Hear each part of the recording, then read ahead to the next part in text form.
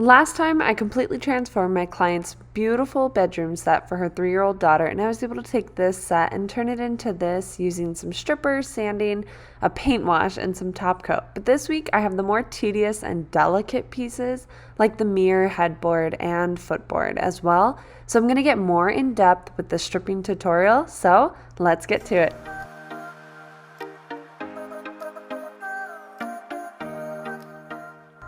My client's daughter is going to be inheriting her great-great-grandfather's set, and this set is such a beautiful set, and it's actually made in 1940, and it has some beautiful details to it, great work, joinery, and some awesome features. The only thing is that the finish is kind of worn out, and it's a little too orange for my client's style, so let's get to it. First, of course, we need to take off any hardware that we can, and for this one, I did make the big decision of removing the mirror before working.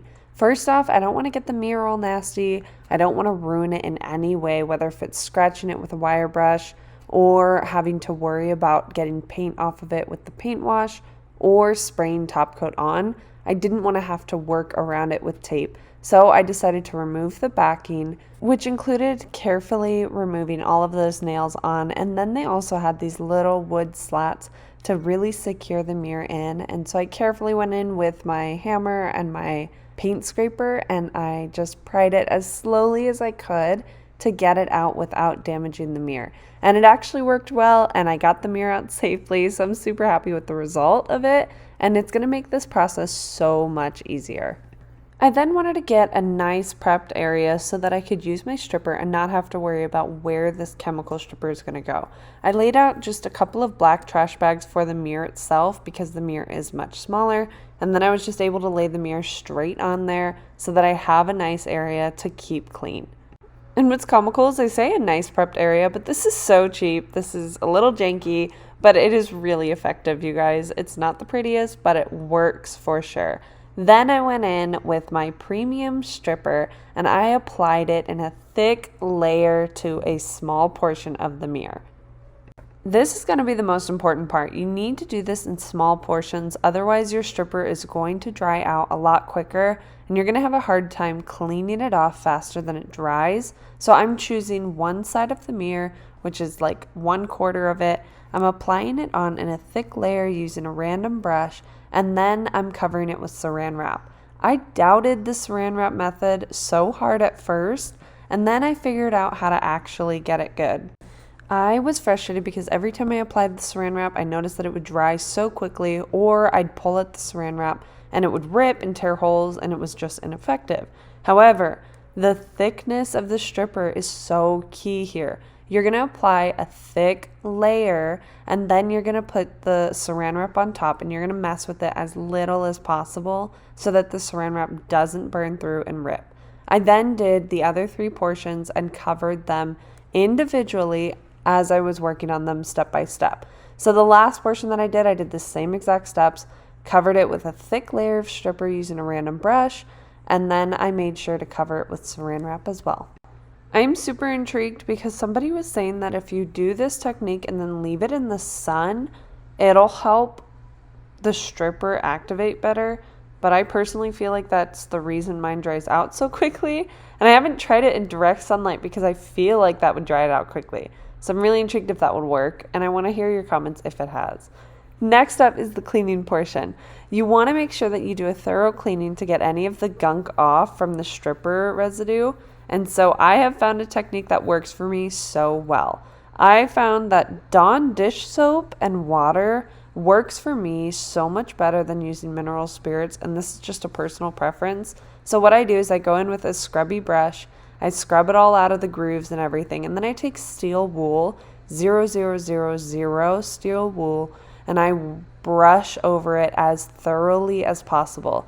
I get in any of the grooves as I can. I try and get in there really, really well to remove that gunk, and I soak my steel wool as often as possible to keep the area moist and also get some new soap on it. Then I go in and wipe it all off so that it can dry properly. Again, this is a really important thing to remember. Do these in steps. As you can see here, I'm cleaning off this portion, and the other portion on the top is still wrapped in saran wrap. You want to make sure to do these in step, otherwise you're going to have your pieces dry out funny and just not be as well done. So here is what it looks like with just the first coat of stripper on it. This would take so much longer to sand through, and it is incredibly tedious to sand grooves like these. So I was so impressed with this method. And then went on to the top and I did that technique as well. Again, I removed the saran wrap. I took it with my scrubby brush, scrubbed it as well as I could with Dawn dish soap and warm water, and then I went in with my steel wool to remove any extra gunk before sanding. I then went in to dry it with my paper towel to make sure that it could dry properly, and this technique worked again like wonders. But it isn't the last step to get it totally to bare wood, because you might still have some remaining gunk. You might still have some minor areas on it that do still need to have the finish removed. You want to make sure that you sand after stripping. This is going to be a way faster sanding step rather than if you had just sanded all of the finish off originally with just sandpaper. So I went in with 120 grit and I used my Surf Prep sander. On the flat areas, I did my flat sandpaper, and then on the curved areas, I used my foam pad. So for here again, it was way faster to just sand after the stripper was applied. When I was doing one little baby nightstand on the last set before I was trying the stripper method, it was taking me 2 hours for one nightstand. So I couldn't even imagine the mirror sanding through it all with all those tiny little grooves. I'd have to hand sand everything and my hands would cramp and it would just be a nightmare. So I'm really glad that I was able to use the stripper technique, and I really hope these steps help you guys as well. So after fully sanding this, I moved on to the grooves. Again, the grooves hand sanding would have been an absolute pain.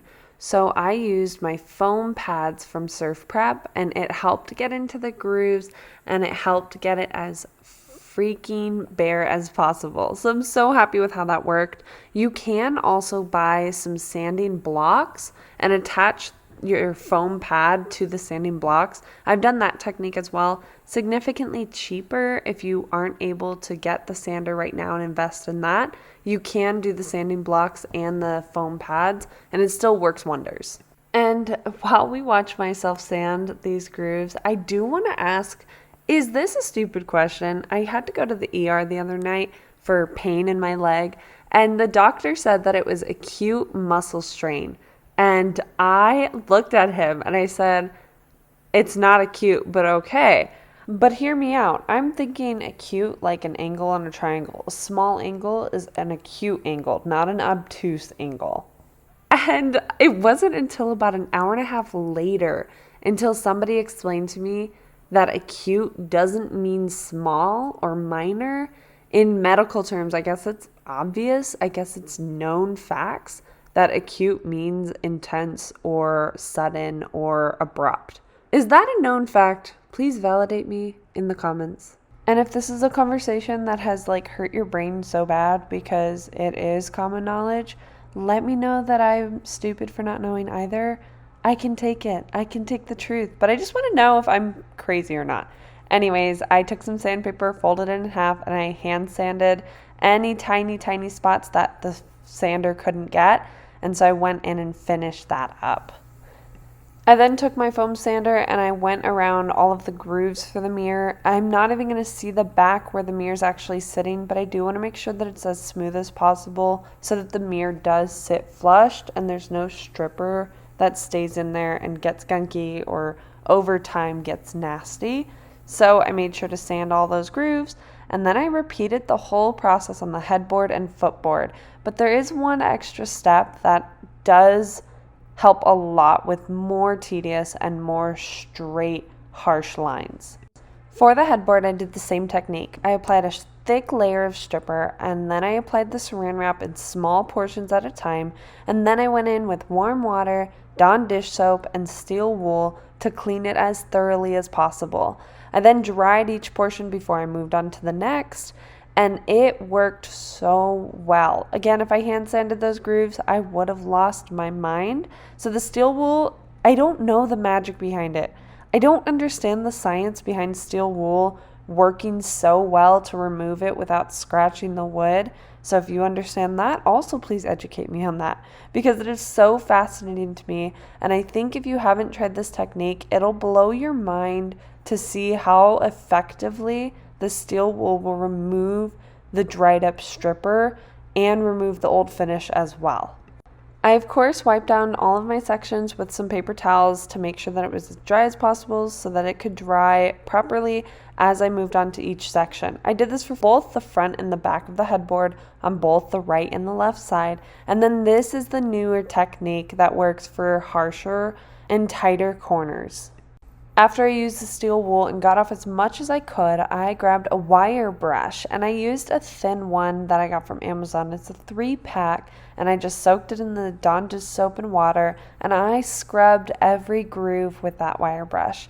This helps so phenomenally well in getting in those really, really tight spots that I couldn't get in with steel wool and I couldn't scrub hard enough with. So this helped me get the best finish and helped remove the most gunk from that piece.